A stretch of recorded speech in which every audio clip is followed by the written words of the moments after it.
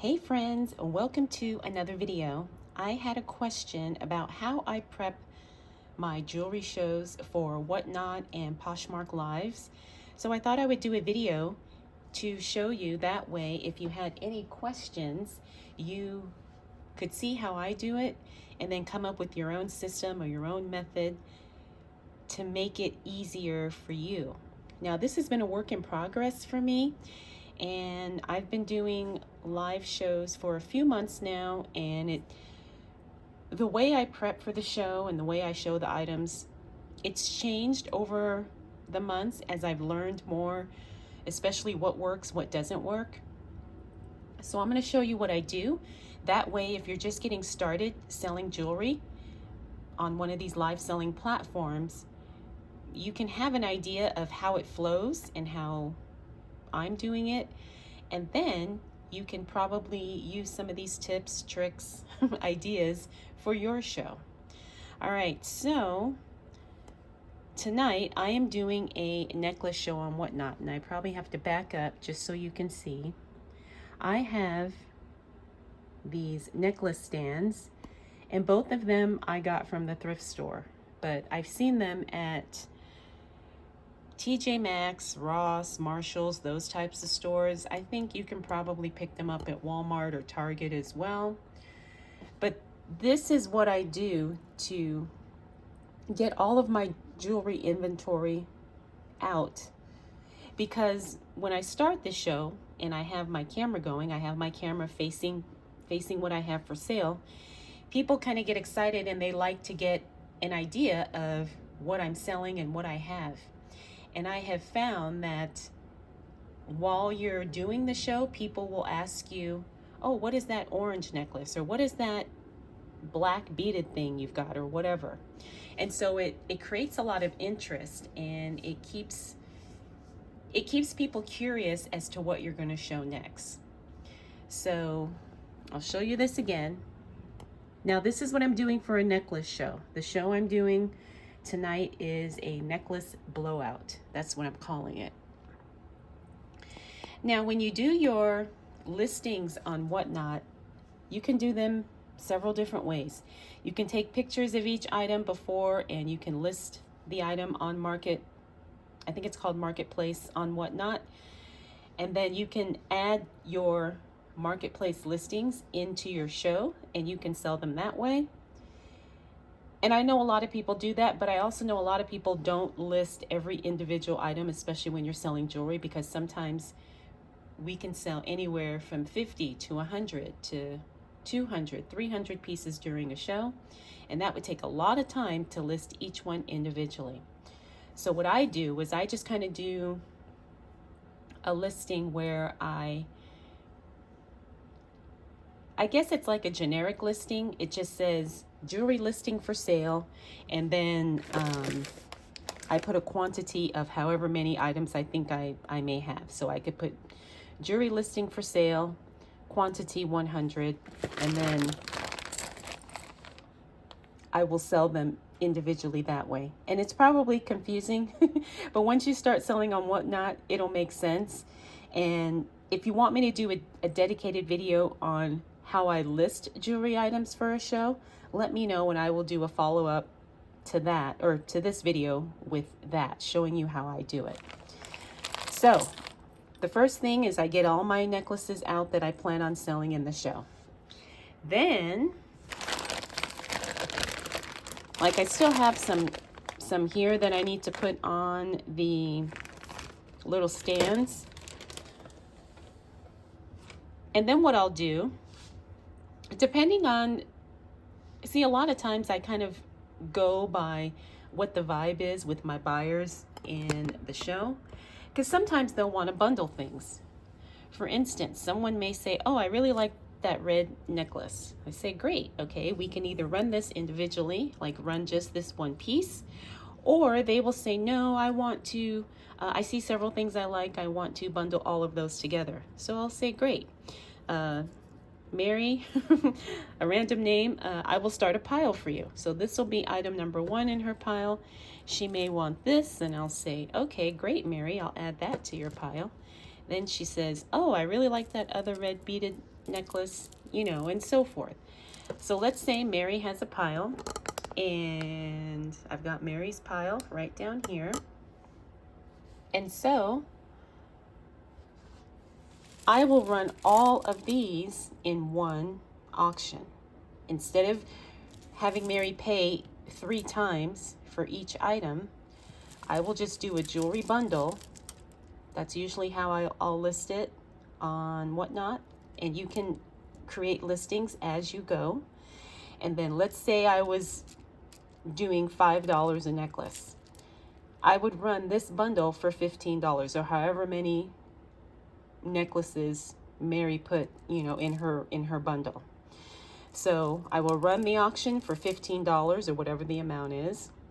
Mary will pay, and then what I do is I get a baggie, usually not this big, but I get a baggie and I put Mary's stuff in here, and then I will take a Sharpie and I will write Mary, or whatever her Whatnot name is, bundle, and then depending on if it was, because all of my listings are numbered. So let's say it was jewelry item number 5, I would put, you know, number 5. And I hope that makes sense. But however you do it, I put all of one buyer's items in one baggie, and then I take a Sharpie and I write the buyer's name on it. That way, when it's time for me to ship, I know exactly what Mary has bought.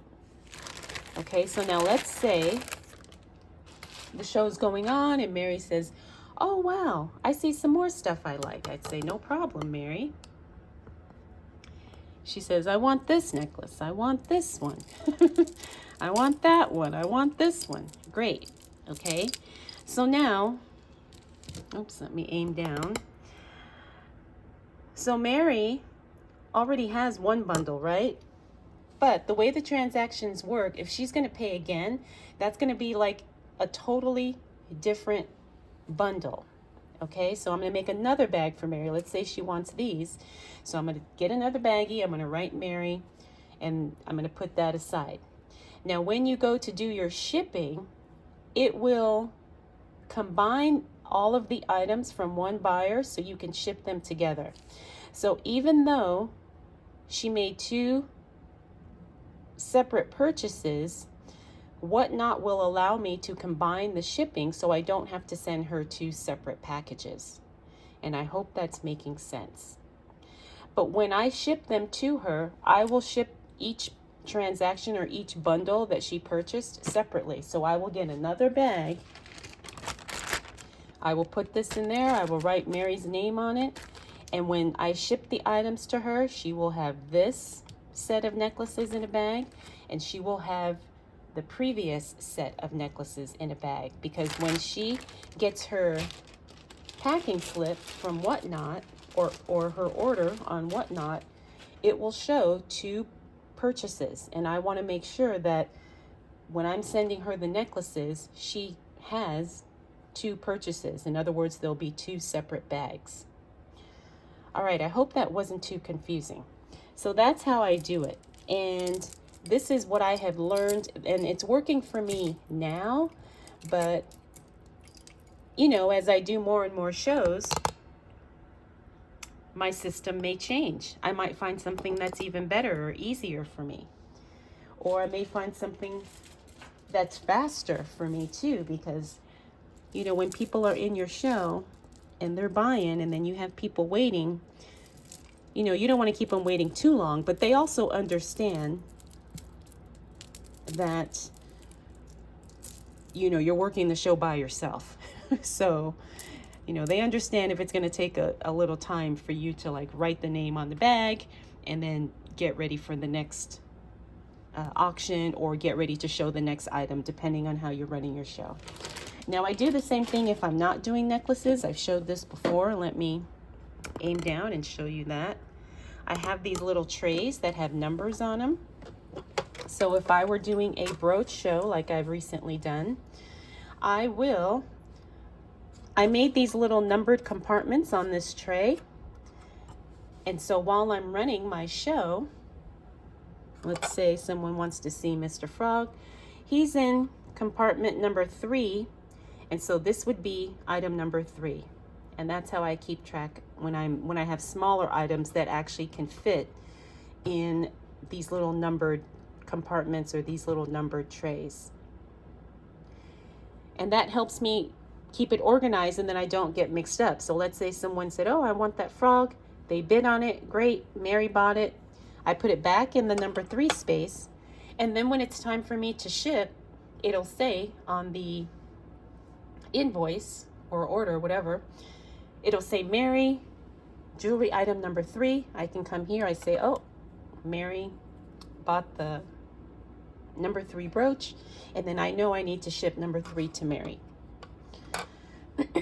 So that's how I do it. And I can't think of anything else to add. But if you have any questions, go ahead and leave them in the comments so that way I can answer them. And like I said, this is what I've learned over the past few months of doing live shows, and it's worked for me. And oh, that's what I was going to add. The other nice thing about Whatnot, I don't think Poshmark Live has this, but Whatnot records the show. So you can always go back and rewatch your show if you can't remember what someone bought or what they picked, or if you gave them a deal or whatever the case may be, because it's very helpful that you can go back and to refer the video. The only problem is let's say your show went for 2 hours. You don't want to have to sit through 2 hours of, trying to scroll through and see where was, that item that I sold, who bought number 3. So you want to try and do as much as you can to keep yourself on track and organized during the show, so you don't have to go back and rewatch the video and sit through all that footage. But in a worst case scenario, at least you do have that option. I don't know, like I said, if or when Poshmark Live is going to have that available, but it's nice that it is available on Whatnot. And people have asked me, which do I prefer, Poshmark or Whatnot? I actually like them both, but for different reasons. There's some things that are much easier on Whatnot as it relates to doing live selling with jewelry, and then there's some things that are much easier with Poshmark. Like Poshmark, the shipping is so easy. And then on Whatnot, I think the actual selling process, like running the auctions, is easier, because on Poshmark you can only do, I think you can do 30 seconds is the shortest amount of time you can run an auction for. On Poshmark, I think you can do 10 seconds, 12 seconds, 15 seconds. So that helps your show move very, very quickly.